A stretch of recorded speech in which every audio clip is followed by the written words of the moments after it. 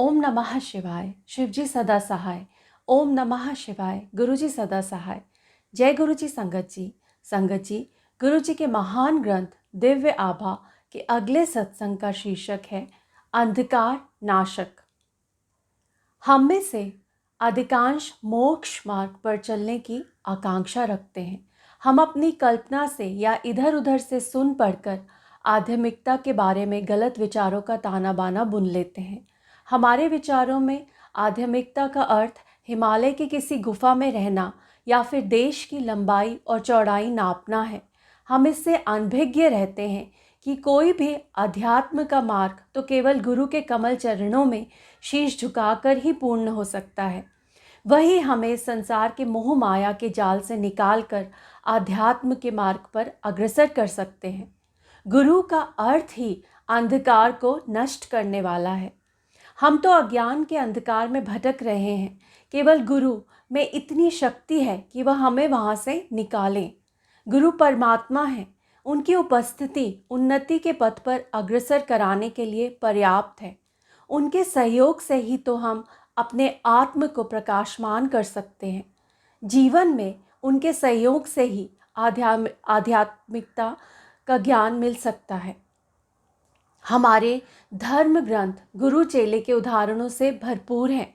हमारे वह समस्त महापुरुष जिन्हें हमने भगवान सदृश माना है, उन सब ने मर्त्य रूप में इस पृथ्वी पर अवतरित होकर गुरु से शिक्षा ग्रहण करी थी। कृष्ण संदीपन के चरणों में बैठे तो राम ने वशिष्ठ से उपदेश ग्रहण किया। यीशु ने जॉन से जॉर्डन नदी के तट पर दीक्षा ली और देवताओं के गुरु बृहस्पति को कौन नहीं जानता।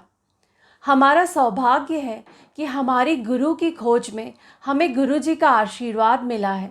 वह दिव्यता के मानवीय प्रतिबिंब है। वह सर्वत्र सर्वज्ञ और सर्वशक्तिमान है। उदारता की बौछार। 1991 में मेरे घुटनों में अभूतपूर्व पीड़ा होती थी। वेदना इतनी अधिक होती थी कि दर्दनाशक औषधियाँ लेने के बाद भी मैं रात भर सो नहीं पाती थी। मैंने एलोपैथी, होम्योपैथी और घरेलू उपचार सब कर लिए, किंतु व्यथा बनी रही। जब मैंने गुरुजी को इससे अवगत कराया तो उन्होंने रसोई से एक चम्मच मंगाकर मेरे घुटनों पर रखकर एक मंत्र का उच्चारण किया।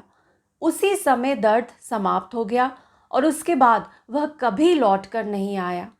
मैं अब भी अपने घर की चौथी मंजिल तक सीढ़ियाँ चढ़ती हूँ और प्रतिदिन 2 घंटे घूमने भी जाती हूँ। कोलकाता में मुझे मियादी ज्वर के पश्चात हल्का ज्वर रहने लगा।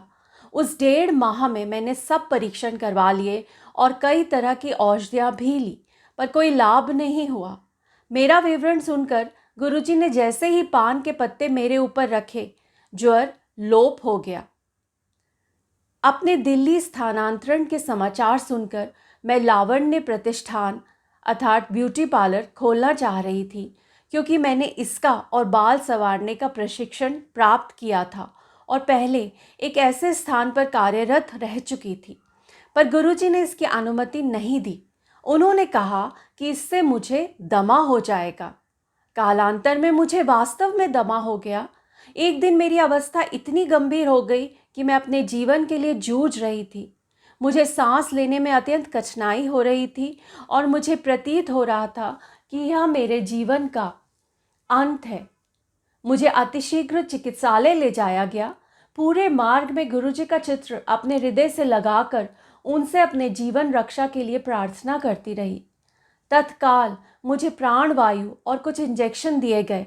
बाद में चिकित्सक ने बताया कि 2 मिनट की देरी भी मेरे लिए घातक सिद्ध हो सकती थी।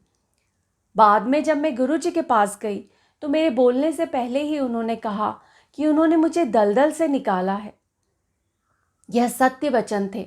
बाद में जब मैंने उन्हें श्वास यंत्र और प्रबल औषधियों से मुक्त कराने की बात बार बार करी तो उन्होंने डांट कर कहा कि उन्हें याद ना कराया जाए, उन्हें मेरी समस्या के बारे में पता है। 1 मास व्यतीत होने पर मुझे अचानक आभास हुआ कि मुझे दमा नहीं था। इसका अर्थ यह था कि मुझे श्वास यंत्र की आवश्यकता नहीं थी। यात्रा घर पर जाते हुए सुरक्षा के लिए मैं अब भी श्वास यंत्र खरीद कर ले जाती हूँ और घर वापस आने पर उसी नवीन अवस्था में उसे दुकान पर वापस कर देती हूँ। दमा अपूर्णतः समाप्त हो चुका है। एक बार संगत में गुरुजी ने एक भक्त के सिर पर अपने हाथ रख दिए तो वहाँ से गुलाब के पुष्प झड़ने लगे। गुरुजी ने यही एक महिला के सिर पर किया तो फिर वही हुआ। उस महिला ने अपने दुपट्टे में वह गुलाब एकत्रित कर लिए। वह अति सुंदर चमत्कार था। मेरे जन्म दिवस पर गुरुजी ने पूरी संगत के सामने मुझे अपने दोनों हाथ आगे करने को कहा। अचानक मेरे हाथों में ऊपर से एक साड़ी आकर गिर गई। गुरुजी ने कहा कि उसे मैं स्वच्छ स्थान पर रखूं और कभी नहीं पहनूं। उस साड़ी में से आज 10 वर्ष पश्चात भी गुरुजी की वह विशिष्ट सुगंध आती है। गुरुजी ने कुछ वर्ष पूर्व कहा था कि मेरी बेटी का विवाह एक अति शालीन व्यक्ति से होगा। मेरे बिना किसी प्रयत्न के मेरी बेटी का विवाह ऐसे ही घर में हुआ और गुरुजी की कृपा से वह आज 2 बच्चों की माँ है। गुरुजी प्रसाद वितरण कर सबको आशीष देते हैं।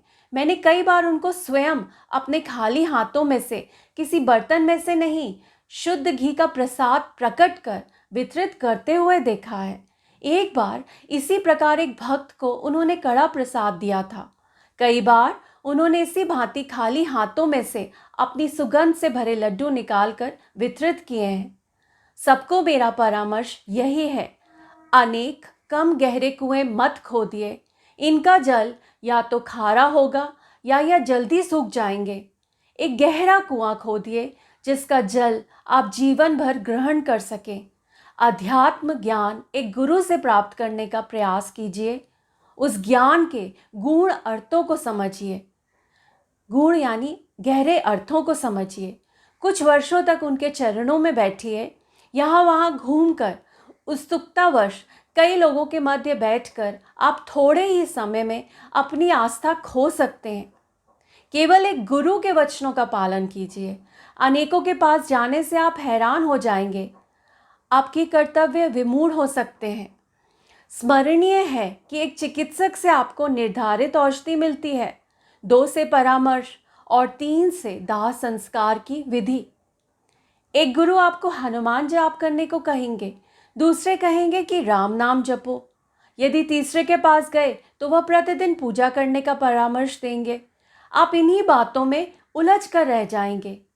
एक गुरु के चरणों में बैठकर उनके निर्देशों का पालन कीजिए। सबको सुनिए पर अनुसरण एक का ही कीजिए। सबको आदर दीजिए पर आस्था एक में ही उचित है। उससे ज्ञान संग्रहित कीजिए और उनके कहे आचरण का ही पालन कीजिए। इस प्रकार आप शीघ्र ही आध्यात्मिकता के कठिन मार्ग पर अग्रसर हो सकेंगे। जय गुरु जी संगत जी। संगत जी, ये सत्संग था श्रीमती अनीता वर्मा जो कि नोएडा से हैं, उनका। जय गुरु जी संगत जी। अनंतम शुक्राना गुरु जी।